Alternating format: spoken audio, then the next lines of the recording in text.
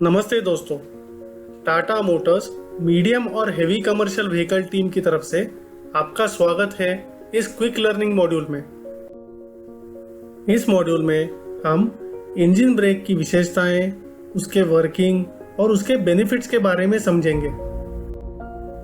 दोस्तों, ढलान से नीचे जाते समय ड्राइवर्स गाड़ियों पर अधिकतम नियंत्रण चाहते हैं ताकि गाड़ी चलाते हुए सुरक्षा बनी रहे। वे नियंत्रण पाने के लिए गाड़ी के मुख्य ब्रेक्स यानी सर्विस ब्रेक का इस्तेमाल करते हैं। सर्विस ब्रेक लगातार इस्तेमाल से गर्म हो जाते हैं और इनकी इफेक्टिवनेस कम हो जाती है। सर्विस ब्रेक के निरंतर गर्म होने से ब्रेक पैड्स तथा ब्रेक के अन्य कंपोनेंट्स की लाइफ कम हो जाती है।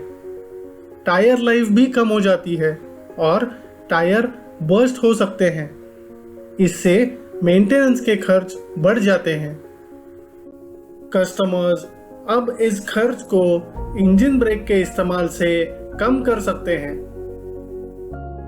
अब इंजन ब्रेक टेक्नोलॉजी कैसे काम करती है ये समझते हैं।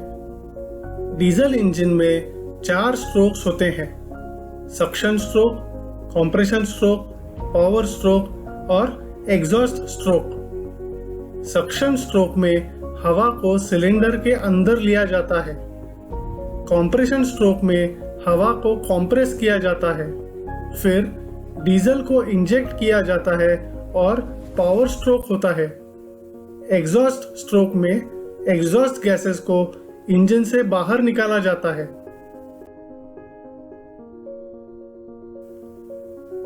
हवा को जब कंप्रेशन स्ट्रोक में कंप्रेस किया जाता है तब इसमें कंप्रेस्ड स्प्रिंग की तरह एनर्जी बनी रहती है। अगर कंप्रेशन स्ट्रोक के आखिर में डीजल को इंजेक्ट ना भी किया जाए तो भी ये कंप्रेस्ड एयर पिस्टन को नीचे ढकेलता है और पिस्टन इस फोर्स के कारण नीचे जाता है। ऐसी स्थिति में अगर कंप्रेशन स्ट्रोक के आखिर में कंप्रेस्ड हवा को सिलेंडर से निकाला जाता है तो पिस्टन को नीचे जाने का फोर्स नहीं मिलता है, बल्कि अब इंजन पावर पिस्टन को नीचे लेने में खर्च हो जाती है। इससे इंजन से गाड़ी को मिलने वाली पावर कम हो जाती है और गाड़ी का स्पीड कम हो जाता है। अब देखते हैं कि इंजन ब्रेक का इस्तेमाल कैसे किया जाता है। ड्राइवर ढलान के हिसाब से सही गियर का चुनाव करता है और डैशबोर्ड पे स्थित इंजन ब्रेक स्विच को दबाता है।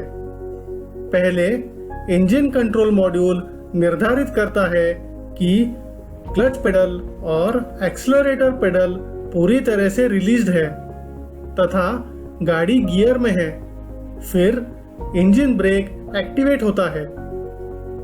ढलान से नीचे जाते समय जब गाड़ी का स्पीड कम करना होता है तब ड्राइवर एक्सेलरेटर पेडल को रिलीज करता है।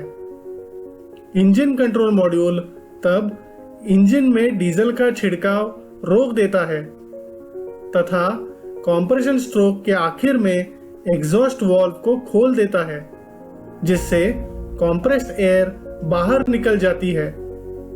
इंजन की पावर अब पिस्टन को नीचे लेने में खर्च होती है और गाड़ी की स्पीड कम हो जाती है।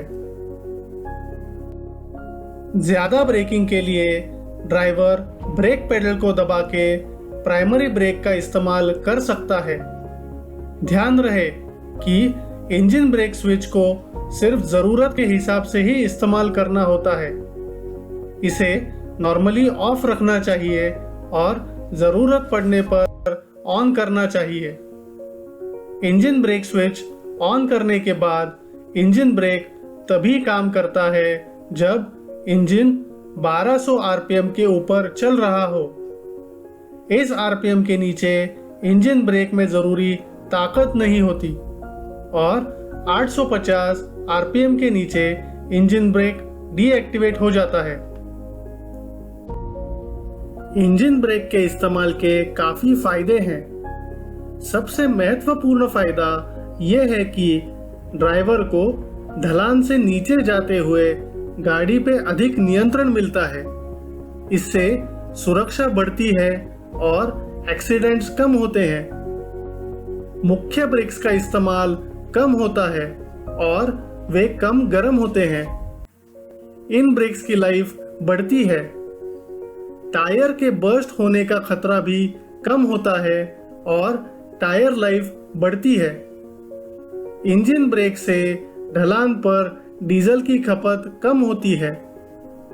इंजन ब्रेक के इस्तेमाल से गाड़ी चलाना अब और सुरक्षित होता है तथा कस्टमर के लिए मेंटेनेंस के खर्च कम होते हैं और डीजल की बचत होती है। शुक्रिया।